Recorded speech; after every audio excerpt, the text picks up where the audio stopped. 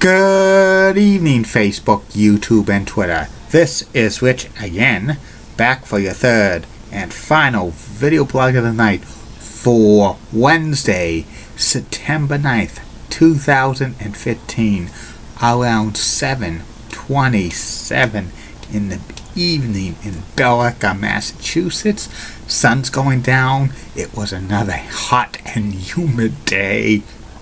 Over 90. First heat wave officially in the Boston area for September in 32 years. And it could be above average temperatures for the next couple of weeks, which is good. Hopefully a great Indian summer on the way. And I just hope this Indian summer lasts to Thanksgiving, because what we're hearing is going to be another brutal winter.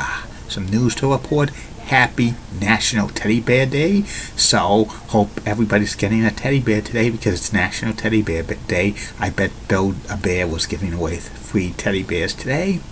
And one more month from today, on October 9th, starts the 2015-2016 UMass Lowell hockey season.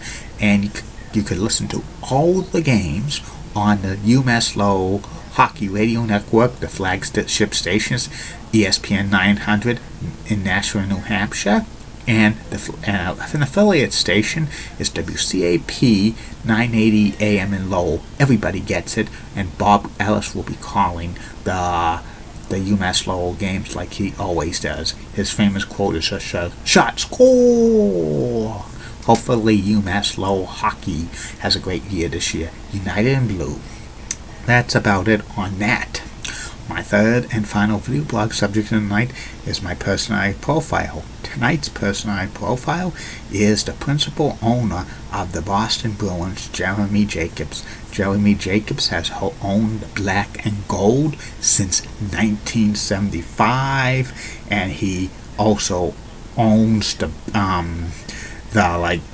TD Garden, and his company Delaware North holds the concessions to the TD Garden and many venues in the northeast part of the United States. Jermey was born and he grew up in Buffalo, New York. His father and uncles actually started Delaware North. They were in the concession stand business. They first started doing concession stands in movie theaters and regular theaters and ballparks in New York and stuff like that. Eventually it became Delaware North. And Jermey owns a degree in the University of Buffalo and the Harvard School Business. He went there, and also Jermey went into the family business, becoming an executive for Delaware North. In the 1960s, his family owned the Cincinnati Royals of the NBA, which is now the Sacramento Kings. And in the mid-70s, Jermey tried to buy a few teams like the Buffalo Sabres, but he was unsuccessful. Then in 1975, because Delaware North owned concessions at the Boston Garden, Jermey Jacobs bought the Boston Bruins, and he's owned the team ever since. And since he took over the reins with the Boston Bruins, they've been a very, very competitive team. They always would make the playoffs almost every single year and stuff like that, and do good, but they would never win a Stanley Cup.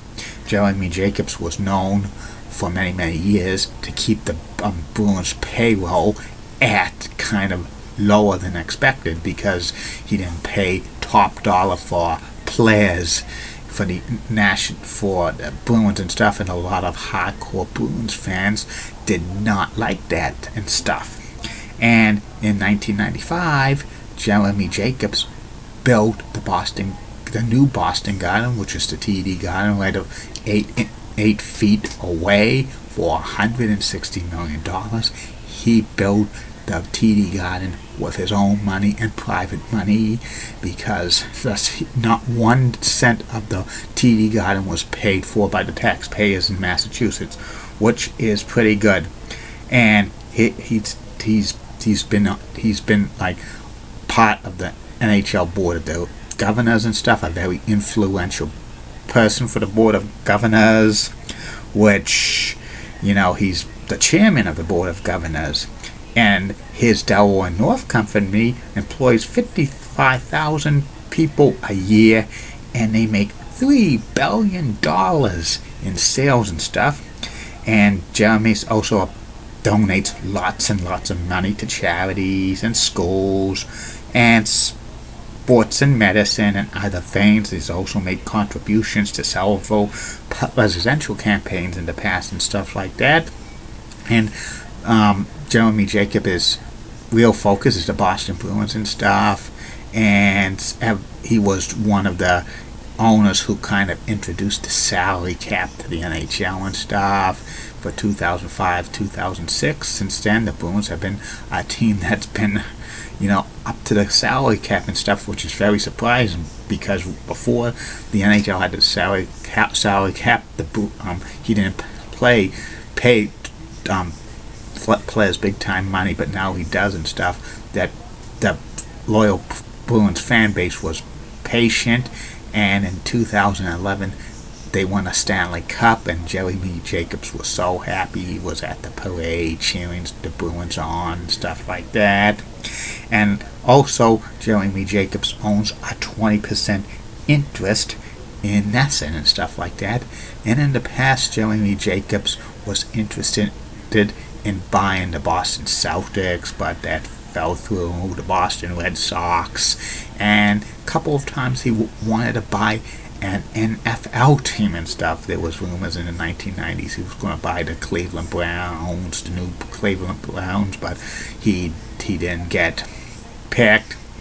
There was a rumor he was going to buy the Buffalo Bills, and when the owner Ralph Wilson died, and if he did that, he would have to sell the Bruins off because any NFL rules state if an owner has to just own an NFL team, he cannot own another sports team, period, and stuff like that. So if Jeremy Jacobs got the Bills or any NFL team, he would probably have to sell the Bruins away. He probably would, sell them to his son, Charlie Jacobs, who's who works for the Bruins as well as an executive and stuff, and Charlie Jacobs lives in Boston and stuff like that. Jeremy Jacobs has been a great owner for the Boston Bruins, even though for years he didn't, pay top dollar, but he's been great to the Bruins, and the Bruins are a profit-making business for him and for his Delaware North Company. That's about it on Jeremy Jacobs.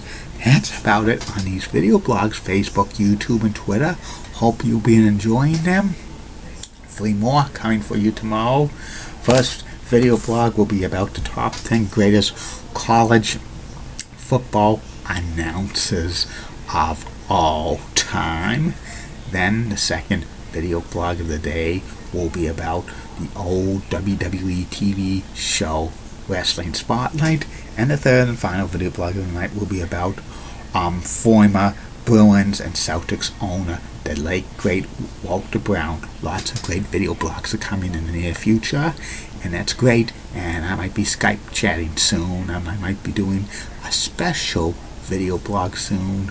Maybe I could have a special guest. There's a few ladies I have in mind, or guys I have in mind, so who knows. Keep calm, and I'm Julie Blood and Guy. Molly Wilson, Blood of Fox 35 Rocks, and nice legs. Elizabeth Hart of Local 6 has a stunning smile. And in the words of Peter Courtney, the late great Peter Courtney, formerly of who I used to work with at Hard Hanks Data Technology, white coats are coming. Good night, everybody. Bye now.